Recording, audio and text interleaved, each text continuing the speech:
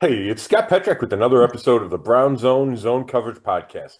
I've seen a lot of inexplicable losses in 22 years on the Browns beat. This one is right up there. The Browns scored 20 points and held the Jets to 54 yards passing, yet still lost to a 1-7 team. Here to discuss all that went wrong is Dave Chudowsky of the WKYC Morning News. How's it going, Chud? Well, this weekend was a great weekend. I mean, a lot of positive, got a lot done, had some fun, minus from 1 o'clock until 4 o'clock on Sunday afternoon. I Just did see did I see social media videos of you doing a bunch of yard work? Was that this weekend? yeah, yeah. My coworker and friend David Greenberg, he wanted to do yard work, and I'm like, you do not want to do yard work. He begged me to come over to do the leaves. So what I'm going to say, Wow. no. Yeah. So Wow. I put him to work, and he saved me about 2 hours, and then went out and had a beverage. So it That's cool. worked out great in my favor. No But kidding. yeah, no, teamwork was great. Now when I go to do it by myself, it's going to be a bummer because I know how efficient. I'm going to just have to make my wife do more yard work There you than go. not now that I know that. But yeah, it was just I mean, 1-4 on Sunday. I mean, it was ugly. A couple things that come to mind, Scott. Before number one is special teams, right? And we're going to dive into that Yeah. right away. Yeah. But a couple things that stand out is that this team cannot win on the road, and also it just goes to show you how bad the Jets are that they won that game. And really, I think the Browns maybe outplayed them, or you could just say they won the game because of two special teams touchdowns. I mean, that's how bad the Jets are. So really, it's just a matter of which team was worse. But I'm not convinced the Browns are worse just because they lost, but I guess they are. I don't know. But those are the things that come to my mind. Yeah. I mean, it's a hard one, right? I think it's not it's not a huge compliment. I think the Browns are better. Um, Justin Fields in that passing attack doesn't scare anybody for the Jets. Brees Hall's really good. I think the Browns defense is better, but none of it mattered when you give up the two kick returns for touchdowns back to back, and then you have some huge mistakes late in the game. The 4th and 1 that the Browns couldn't convert, and then the two defensive penalties that extended and ended that final Jets drive to rob the Browns of a chance to come back and tie or force overtime or win the game at the end. But it starts with those two kick returns, and the Browns let up. I think they allowed 167 yards. And like I said, Fields had 54 yards passing, and 42 came on that screen for a touchdown. It's a 12 yards passing the rest of the game. It's just hard to comprehend that, and that's a winning formula for the Jets. And ESPN had a stat, I think it was 225-0, teams that had allowed less than 175 yards without turning the ball over since 1950. We're 225-0. And of course, the Browns figure out a way to beat those odds because of the kick returns. And, we could talk about Bubba Ventrone, Chud, and it's interesting Yeah. because I think he's a good coach. Like, I've seen him coach on the field. He's hands-on. He's passionate. He motivates his guys. His guys like him, but it's just not translating. And we see those two kick returns. And you watch one, it's like, okay, a couple of guys had a shot early, maybe not a great shot. It wasn't like blatantly missed tackles. Excuse me. And then on the punt return, Grant Delpit kind of runs to, doesn't break down and kind of overruns the play. And then there's not much behind him. Like, I don't know if it's a scheme issue. I know players weren't getting off the blocks, and that was part of the problem. But the other issue is it's happened multiple times, right? They gave up a touchdown on a punt return in Detroit. I saw a stat yesterday which is, so that's three for the season, which is most in the league. Bubba has been here. This is his third year, and I think the Browns have given up six kick return touchdowns, which is most in the league since then. So it just keeps happening, and it can't keep happening. And when your margin for error, like the Browns is so slim, then that just tilts everything.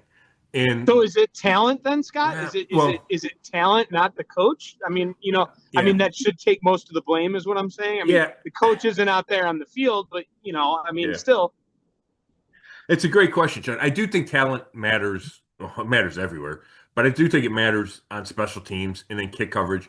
And when you have 14 rookies, you wind up playing a lot of those rookies on special teams. And if you don't have the deepest roster and the most talented roster, especially at the bottom, the bronze or a top heavy roster, I would say, then that translates to special teams. So I certainly think that's part of it.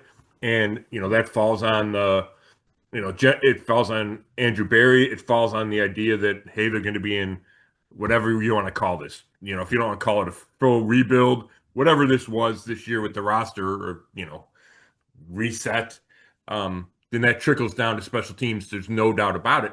But I don't want to just blame it on that. I do blame the players for not getting up blocks and maybe not executing the scheme. I got a hard time believing that Bubba Ventrone doesn't have a solid scheme. He's been doing this for too long. He was played with Bill Belichick and Mike Vrabel and all those really smart coaches and special teams coaches. But when it keeps happening, you just throw your hands up. And I'm not calling for Bubba Ventrone to be fired at any stretch. I'm just trying to wrap my head around what I think is a good coach, but yet his units aren't performing up to the level that they need to, and it's killing the Browns. yeah, Scott. And here's the thing: in Major League Baseball, when a team stops hitting or they don't hit, they can't find this. A lot of times, the hitting coach Yeah. gets canned, right? I mean, you see it all the time in different sports.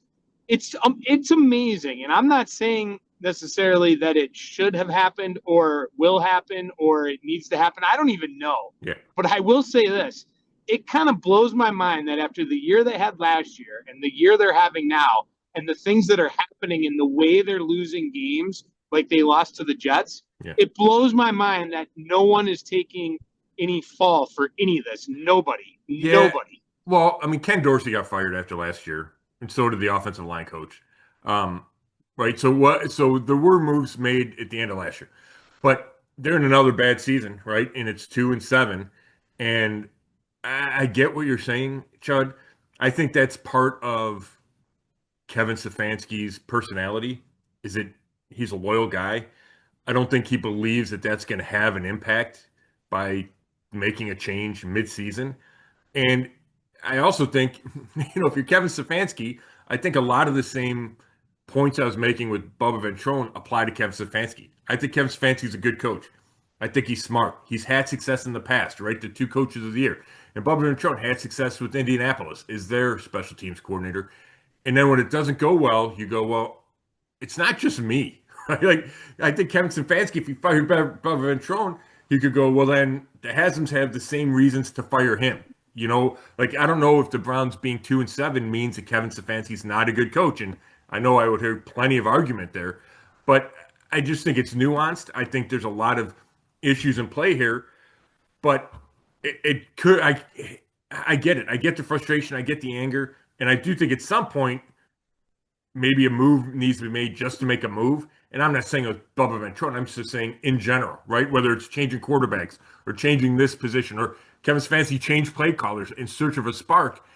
But I also think it's tough to fire Bubba Ventrone when you see how hard he works, you see how much the guys respect and play hard for him. It's like, well, then exactly why am I firing this guy? Except for results. And I get that results matter, but I do think it's more nuanced than that. Let's get to the play calling. What'd you think of Tommy Rees? How did he fare in his debut here with the Browns? Yeah, I thought it was overall positive. I think the biggest point in Tommy Rees's favor is they figured out a way to get Jerry Jeudy the ball, and they got it to him early. He had 2 catches early, and then he finished with 6. He gets his first touchdown of the year. His season highs and everything for Jerry Jeudy, and they've been trying to do that for 9 games, and they finally made it work. And part of that's the play calling, and part of that's Dillon Gabriel getting the ball to Jeudy, and then obviously Jeudy had to catch the ball. I think he had 1 drop, but he did a better job hanging out of the ball this week. So that's a positive. I thought they moved Dillon Gabriel out of the pocket with, just even some subtle rolls that got him moving a little bit. I think that helps Gabriel. We saw the couple of jet sweeps to Malachi Corley that worked, and the Browns had run that with Kevin Stefanski, but they went to it twice. It worked twice with Tommy Rees. So I think there's certainly positives. Now, it wasn't all great. The first drive was really bad. And then, we should talk about that 4th-and-1 call, Chud. It's the Browns are down 7, 10 minutes left in the fourth quarter. They're on the Jets' 32, 33-yard line. 4th-and-1, they get stuffed. It's 3rd and 2, and they run it up the middle, and Judkins only gets a yard. So now it's 4th-and-1. It's raining, so does it really make sense to kick a field goal there? I understand going for it on 4th down. I think that's the right move. But they go with a weird formation where Judkins is split. He and Judy are in the backfield. Judkins is to the right, but he's really close to the line of scrimmage, so a handoff isn't possible. Judy is split wide left, but in the backfield, but not close to the line, kind of back where Gabriel was, or just a little bit in front of him. But there's no threat of a handoff, which I think is weird on 4th-and-1. And then there's a blitz comes off the edge. It looks like Gabriel, it doesn't look like, I'm pretty sure Gabriel's trying to get the ball to Jerry Judy on a quick route. It feels like Judy takes a long time to run the route, like to make his move to the inside. By then the pressure's coming. Gabriel's hot, hangs onto the ball. Now, behind Judy is David Njoku, who looks like he's coming open on an out route. I thought Gabriel had time to get on the ball. If he's locked in on Judy, because that's going to be the play, and he's not expecting the blitz, which Kevin Stefanski says is a good play call by the Jets, maybe that's why he doesn't get his head up to try to see Njoku, and he thinks he can scramble. But it's a big failure. It's a huge point in the game. I think it's the worst, moment for the Browns offense. That was it, 4th-and-1, where they convert, and all of a sudden maybe they have a chance to go tie the game and win it after that. And I just wonder why you don't have the threat of run there. And when you don't, then I think it opens you up for that blitz and puts Dillon Gabriel in a hot situation, and he's got to make a quick decision. So I really question that play call from Tommy Rees, and I'm looking forward to talking to him, asking about that on Thursday, and see what he has to say about it. Well, the good news, though, is, Scott, you got to be pretty fired up, though, because there's a lot of hidden yardage out there.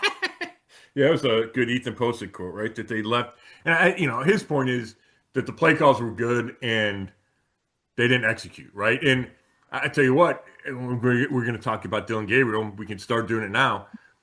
There were I thought he played better than he did the week before against New England. I didn't think it was his fault the Browns lost the game. The numbers weren't great. There were 5, maybe a handful of throws that you just scratch your head and go, where was he throwing that ball? What was he trying to do? The ball comes out funny. I think a couple of those he might just be trying to throw the ball into the ground so it looks really bad, but the guy's covered and he says, I'm just going to throw a really bad pass here. But the one that might have been the worst throw of the game is they're trying to run a throwback screen to Corley. And Gabriel rolls left, and he's got Corley to the right, and he's got linemen in front of him, and he just airmails him and throws it over his head.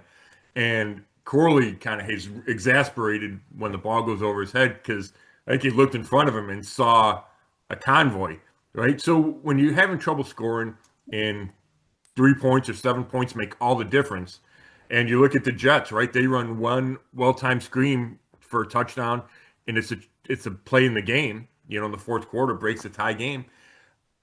You can't give up those plays, right? And you have to take advantage of those, and it's set up, and he makes a bad throw. So plenty of issues with Dillon Gabriel, but I did think there were some positive signs. He took a deep shot to Cedric Tillman, which is, again, a Tommy Rees. I liked that they tried to take a deep shot there, and they draw a 29-yard pass interference. And then Gabriel hit Judy on that touchdown, right? Ronnie Hickman gets the interception. They take over at the 21 or 22-yard line, and first play, he hits Judy in the corner for a touchdown. So I thought there were certainly some positives from Gabriel. Nothing that makes you go, oh, my gosh, he's going to be the answer. But I did think there were some positives there. Yeah, and he got blasted on social media, and I know I've heard on the radio a lot of people are going at him. And my thought was, well, he wasn't on the field for those 2 ridiculous special teams touchdowns. Dillon Gabriel should have been the winning quarterback of this game. Now, the reason I would never write on social media or say anything, and I'll do it here a little bit, but I'm also not going to die on that hill. I'm not going on that because I'm not backing Dillon Gabriel, but I also I agree with you. There's nothing he's done that makes me think we got our guy. But yet, I also am not going to throw him to the wolves and say it's his fault. I think he's getting better, but that's pretty much how I feel. Okay, so you agree with me that you saw some improvement out of Gabriel yesterday. Yeah. Oh, yeah. Right? Or Sunday. Sunday. Yeah. Some improvement, but there's also a lot of bad throws, and Sure. I'm not sitting here, feeling like he's the answer either. But I also, and we can transition into the Shador thing here because we got to talk about that every week because everyone does. I still think I'm okay with letting Gabriel go a little bit longer with the note that you can promise me I will see Sanders at some point. Well, I do think you will see Sanders at some point. And I do think it's important to talk about the divide in games. So Flacco started the first 4, which leaves 13. Gabriel has started the next 5. There's 8 left. And I'm not saying the world's fair or the NFL needs to be fair or anything, but I do think it makes some sense if Gabriel's your 3rd round pick and he's always been ahead of Sanders on the depth chart, that it wouldn't make sense to go Gabriel 5, Sanders 8. So, if that's 7-6, if it's 6-7, that feels better to me. You know what I mean? Like it just does. Like you just threw out a 6-7. I know, right? Oh my God, I didn't even know that. I mean, I know what it is, but I didn't. When I said it, that's funny. But we said it last week, and I don't think this 5th start changes it for me. That you have to give a rookie some time, especially you're trying to get a decent evaluation. Now he's got a new play caller. That adds another factor into how you evaluate him. We talk about how bad the receivers have been. The line has not been great. Has not been good, really. So all that matters. And I just think a rookie quarterback, needs more than 5 games. And, I don't know, 7, maybe I don't know what, is it a huge difference between 5 and 7? Maybe not, but I do think that matters. So I think Gabriel gets at least a couple of more, and then it's time to talk about Shedeur Sanders, assuming Gabriel doesn't start playing great. And I think you're right, Chud. So much of it is how you perceive a guy. And I was never a huge Dylan Gabriel fan before the draft. I thought he had a shaky training camp. So when I watch him, I think you go into that with thinking, well, this guy's not going to turn out to be the answer. And I try to watch it objectively, but when you see stuff and you go, oh, he looks small there, right? Like he kind of gets swallowed by the pocket, or the ball doesn't come out of his hand quite quick enough or with enough force and energy, then it just feeds into my original thought that, yeah, he's not going to be the guy. And I still think that's true. That doesn't mean he shouldn't get more opportunities. It doesn't mean that it's fair to judge him on 5 games.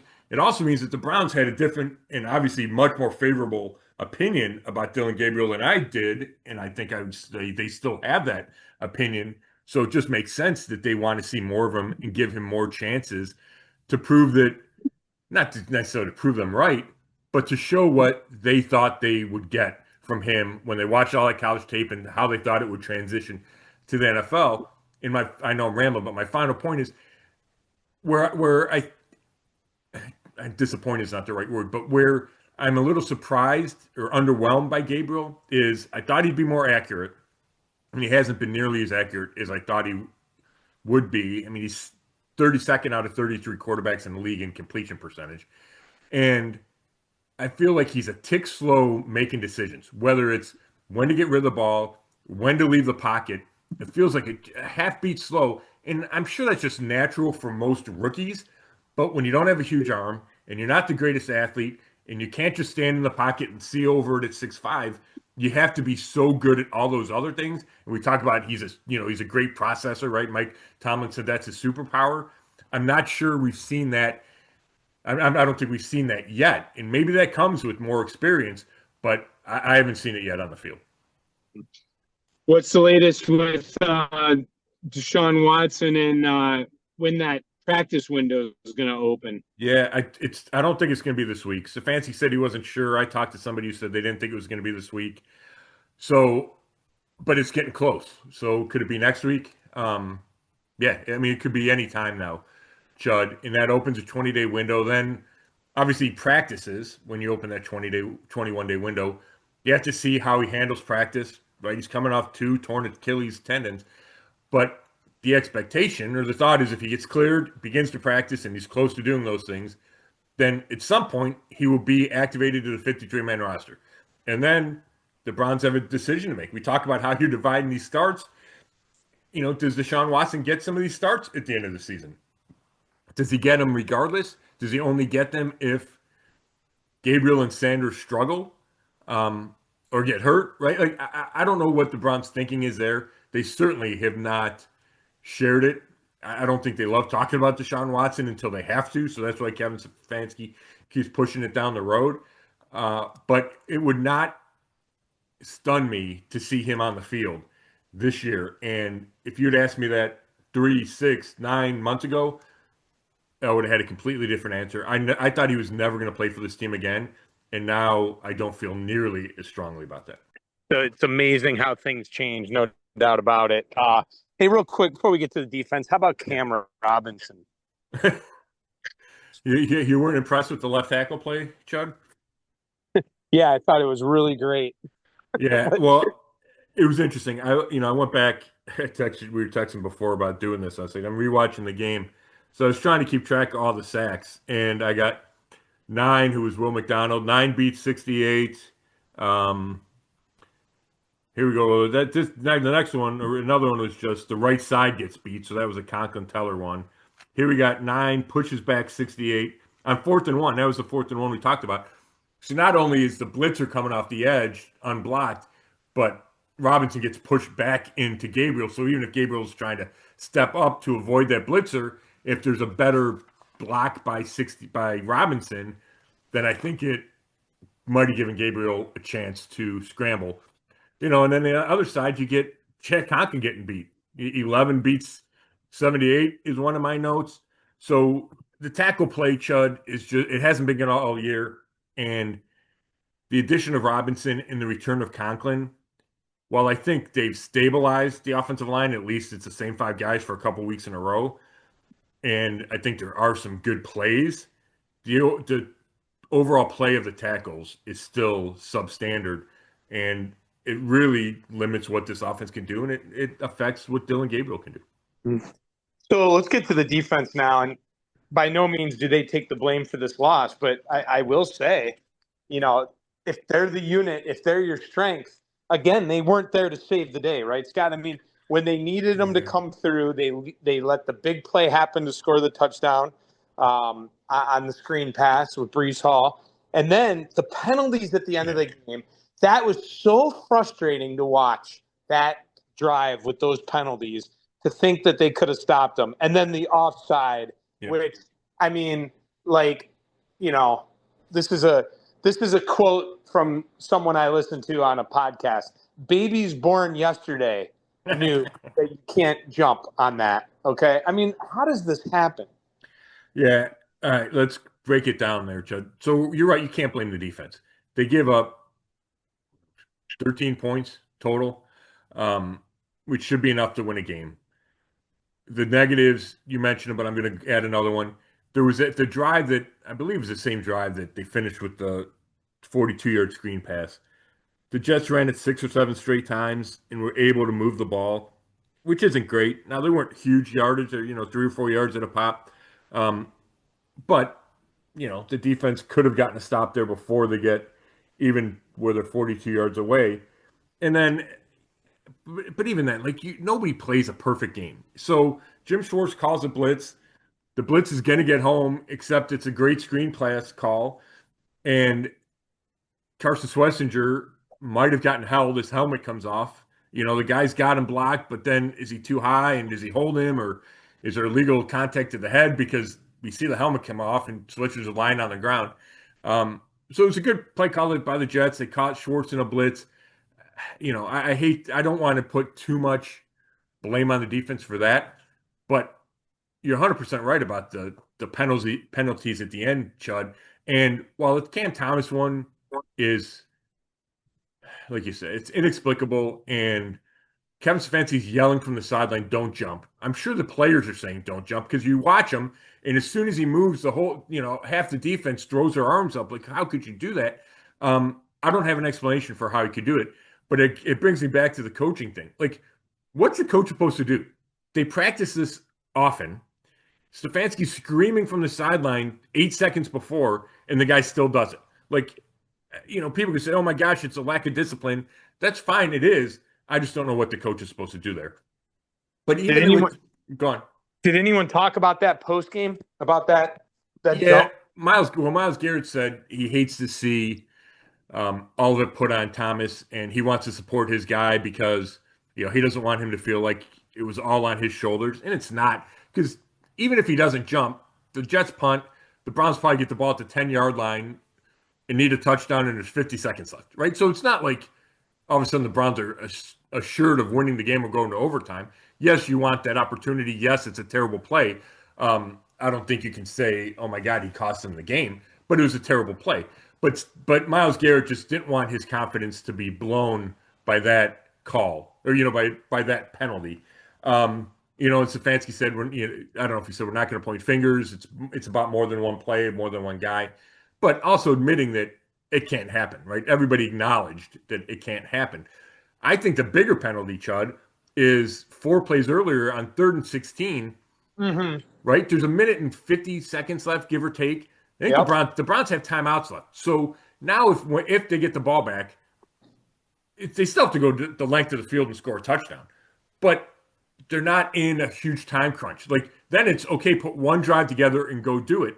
And it's 3rd and 16, and Devin Bush, he just gets beat. Like, he gets tricked. The guy gives a move to the left and cuts back right, so he's going to beat him. And instead of letting him go, which you should do on 3rd and 16, because I'm not sure Justin Fields wants to throw that ball at all. Even if the guys are wide open, Fields might not throw it. And it turns out, I believe it was Cam Thomas, gets immediate pressure. So Fields wasn't going to make that throw anyway. But Bush doesn't know that. Bush is playing in the heat of the moment. But he grabs him around the neck, gets a holding call, and it gives him a first down. So to me, that was the much bigger call. And it wasn't a stupid penalty necessarily. I think you got to know the situation and probably let him go, but he's just reacting in the moment. But that was, to me, the worst penalty, because they would have had almost 2 minutes left in timeouts to try to go tie or win the ballgame. No, totally agree with you there. That's quality point. On a positive note, Schlesinger. Oh. I think you wrote an article about him, but did I see right now the odds are in his favor to be Defensive Rookie of the Year? Yeah, how about that? He passed Abdul Carter. Which says something about Schlesinger for sure. Myles Garrett passed Micah Parsons. Now he's the favorite to win Defensive Player of the Year. Could you imagine? They go 4-13 and they get Rookie of the Year and Defensive Player of the Year, or Defensive Rookie of the Year and Defensive Player of the Year. But yeah, Schweitzer's playing great. He had the high ankle against the Patriots before the bye. You figure that he's going to miss time. And then Wednesday last week, Chud, he didn't practice Wednesday or Thursday. But Wednesday, he's walking through the locker room in cleats, which means that he's going to go do some kind of workout, right? And he's not in a boot, which high ankle, guys with high ankles are often in a boot. It's like, maybe he's going to try to do something. And then he talks to the media Thursday, which guys who know they're not going to play don't talk. And then he practiced Friday, looked pretty good. And then I thought he played great on Sunday. He was in the backfield early on a bunch of plays. He almost tackled Justin Fields before he handed it off on one play late in the game. He continues to have a really good rookie season, and that might not even be strong enough. Stefanski said he had Wolverine blood, which allowed him to recover from that injury and play. And then Stefanski doesn't – he gives his guys praise, but he went above and beyond saying that he'd be hard-pressed to find another rookie that's playing better on defense. And that's unusual for Stefanski to be so effusive in his praise. Yeah. All right, well, I'm ready to move on to Baltimore unless you have something else you want to hit. Well, we got to hit something, Chud. All right. Paul DePodesta. Oh! Guy's not even gone yet, and you've forgotten about him. I totally – yeah, you're right. My bad. My bad. So we could go a million directions here. We don't have to belabor it, but obviously it's a big deal. The guys at the top of the organization are near the top of the organization. Chief strategy officer had been here for almost a decade.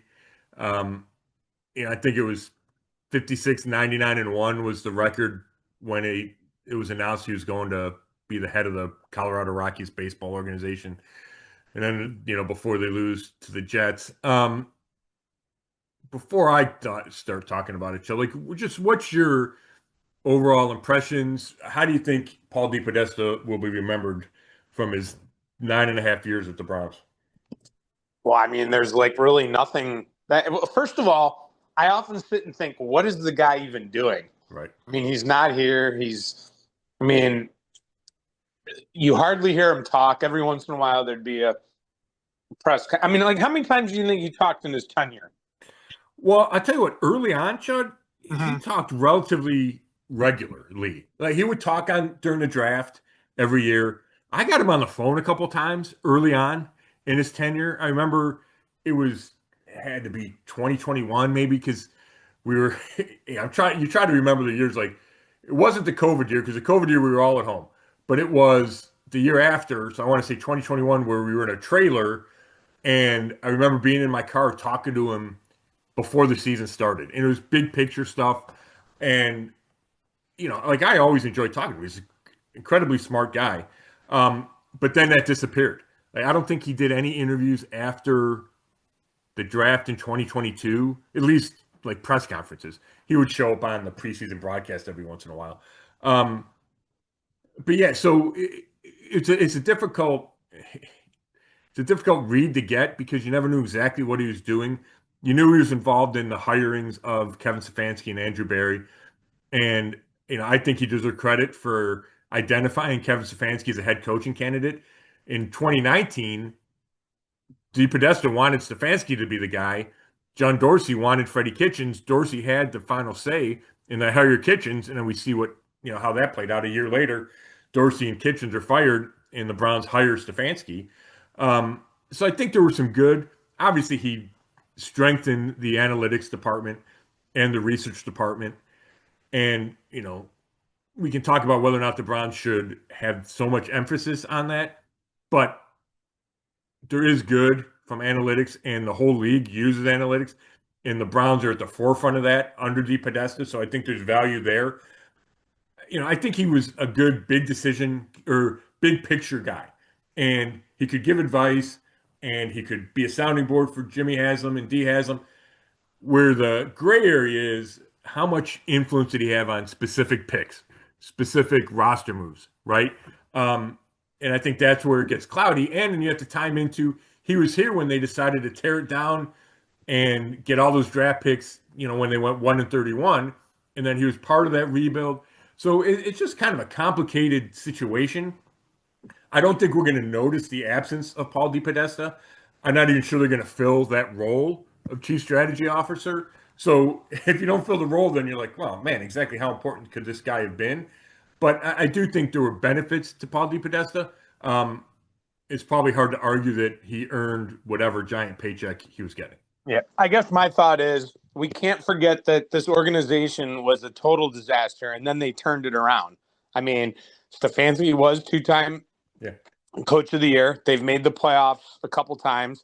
So in that regard, maybe you can give him some credit for that and that they did turn it around. But then on the negative side, he didn't stop the Deshaun Watson trade. He didn't stop the Deshaun Watson deal from going through.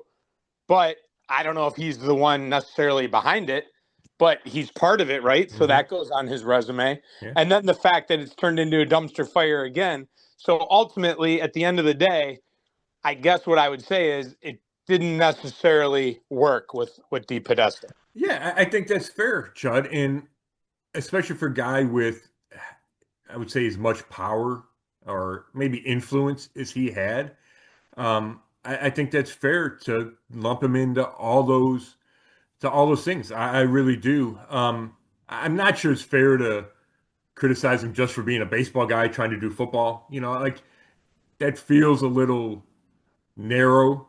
Is a evaluation or even is it criticism? And obviously he's wanted to go back to baseball, and that's why he's making this move. I don't think he's forced out. I think he wanted to go back to baseball and found this opportunity with the Rockies to run everything. But, I don't have an issue with the Browns thinking outside of the box and trying to find some new ways to gain an edge in this league. But, did he have the desired, overwhelming, change the course of the organization effect? He did not, because we're back to, where whatever they are, 5-21 over the last 26 games. It's come down to this with him, and so much so that, like you said, the news happened after our last talk last week, but then he was there on Sunday, right? Yeah, I thought I saw him. I think it happened, I want to say Thursday, and the news came down. So then Friday, I was walking into the facility, and I thought I saw him. They have a different parking lot, the team and the players. And I thought I saw him getting out of his car and walking to the building. I'm like, oh, okay, Paul's still here. And then he's at the game Sunday. So I don't know if I would doubt that he finishes out the season here. The Rockies have a lot of work to do coming off the worst record in Major League Baseball. There's winter meetings and all those kinds of things that I assume that he will go to. Maybe it was just kind of his farewell being at that game Sunday. Yeah. All right. Can we move on now, or is there something else I'm forgetting? I think we can probably move on, Chud. All right. Well, the Ravens are doing exactly what we kind of thought they would do. They have Lamar back, and now they're winning, and they're going to win this division, aren't they, Scott? I think so. It was amazing so they're 4-5 now, and they've won 3 in a row. But even I want to say 2 weeks ago, 2-5 or 3-5, they were the betting favorite to win the division, which just shows you how little the odds makers think of the Steelers, and how much they think of the Ravens and the talent and Lamar and the tradition and the history of winning and Harbaugh and all that. But I couldn't disagree with the odds makers. Like, it just made sense. I kept looking at the standings going, well, Baltimore's going to make a run. As long as Lamar gets healthy, Baltimore's going to make a run. And it certainly feels like that's going to continue to happen. Now, the margin for error is smaller when you get those 5 losses early, right? You can't, if Lamar misses 2 or 3 more games, then all of a sudden the Ravens are in trouble again, or they get a key injury, or, there's a fluke loss here or there. They lose to the Browns, right? All of a sudden your thought might change. But I would pick the Ravens to go to the playoffs right now. Yeah, and the Steelers are starting to fade, and then Burrow might be coming back. Did you see that? I did. They might be out of it by the time he can come back, but we're talking around Thanksgiving. He thinks he might be able to play. If they hang around, who knows? So it's an amazing thing to think about, him coming back. Flacco's been playing well, but yet the defense can't keep him in the game. Right? They lose 2 games in a row. I think they scored 38 and 40 or 40 something, and they lose back-to-back games with Flacco playing out of his mind. So who knows? Maybe the Browns, for a while it looked like the Browns would see Jake Browning in Week 17. Then we thought maybe it'd be Joe Flacco. Now it could be Joe Burrow again. Amazing. Well, this was supposed to be one of the winnable games, the one against the Jets, but I would say that our prediction of 7-10 is not going to happen. I agree. Yeah, give me the under. Yeah. Unfortunately, that's not happening. So the Browns are 2-7. Petrak's 4-5. I'm 5-4. No one's doing great here, as we both picked the Browns last week. So did most people. I mean, I think most people thought Browns would take this, and most of us were wrong. So that leads in here. I think the line is Ravens minus 7.5.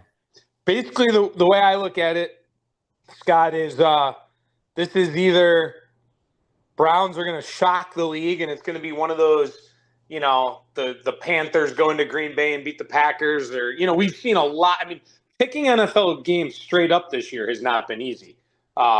So it could be that. I mean, this could be one of those games where you just didn't see it coming, or it could just be what it's supposed to be and what it probably should be, and that's a Ravens win and covering. And I'm going to go with that angle and go Ravens 24, Browns 10. Yeah, I agree. It's awfully hard for me to think that the Browns are going to figure it out. They can play the Ravens tough. They beat them last year, surprised them, but I just can't bring myself to pick them, especially after what happened Sunday. I went back and forth with the score. Um, I'm gonna go. I'm gonna go 24-17 Ravens. I don't think the Ravens defense is as good as it has been in the past. I know the Browns offense isn't, but I just think they might be able to score 17. So I was going between 24-13 and 24-17. Give me 24-17. So you have them covering then. You're I going to take do. Yeah, I don't know if I feel good about that at all, Chud, but I'm staring at two numbers and I picked the bottom number. Yeah, I'll tell you. I think this is one where I would never tell people what to do, but this is one where you could just take the Ravens and cash in at the bank. I think they cover, but but like I said, I mean, the way the NFL goes, the Browns could shock us all and win. Right, you just don't know. And I'm going to double check because I said that the Browns beat them last year. I mean, Browns were bad last year, right? And I'm double checking as we speak, but they beat them in Cleveland last year. So, and I'm trying to remember the details of that game. Was Lamar hurt? Browns win 29-24 to get to 2-6 last year. So it's a division game, right? You don't know what's going to happen in the division. No, Lamar played that game. So, and Jameis Winston was the quarterback for the Browns. I would never say the Browns can't win, but and maybe it's prison of the moment, but it's not prison of the moment. They've been bad all year. So it's not just the fact that they lost to the Jets, but I do think there could be a hangover from that Jets loss. It felt worse to me than most losses. And it was the special teams. It was the fact that the Jets were 1-7. The fact that the Jets had traded their two best defensive players. All that felt like, okay, this is a game the Browns can win. On top of that, the Browns players talk like, hey, they're going to get on a run after the bye. And I know that sometimes the optimism doesn't make sense and the players just buy into it because they have to buy into something. But it felt genuine. Like they thought, hey, maybe if we beat the Jets and then you get the Ravens at home, there's home games coming up. There's some, bad teams coming up on the schedule. I believe that they felt like they could at least hang around relevancy. And then you go in and lose the way they did to the Jets. It might be hard for this team to bounce back. I don't want to wish injury upon anyone, Scott, but how many times have we seen it where the decision ends up being made for teams? And I don't want to wish injury upon Dylan Gabriel, but at some point that might be what changes the direction of the quarterback future here. Yeah, we've seen it happen so many times, right? So that's why you can never say anything with certainty. If he stays healthy, I think he's got this week, but I think he probably has at least one more after that. And then it's an organizational decision when you make the move to, Shedeur, if and when you make the move to Shedeur, but I think it's going to be a when, not an if. All right, well, that's it for me, unless you got anything else. I think it's time to put this Jets loss to bed, and we'll do it again next week. No, I think we're good. I appreciate it as always, Chud. Thanks everybody for listening.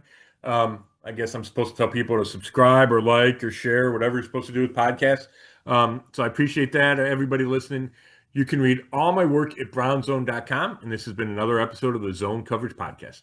Thanks.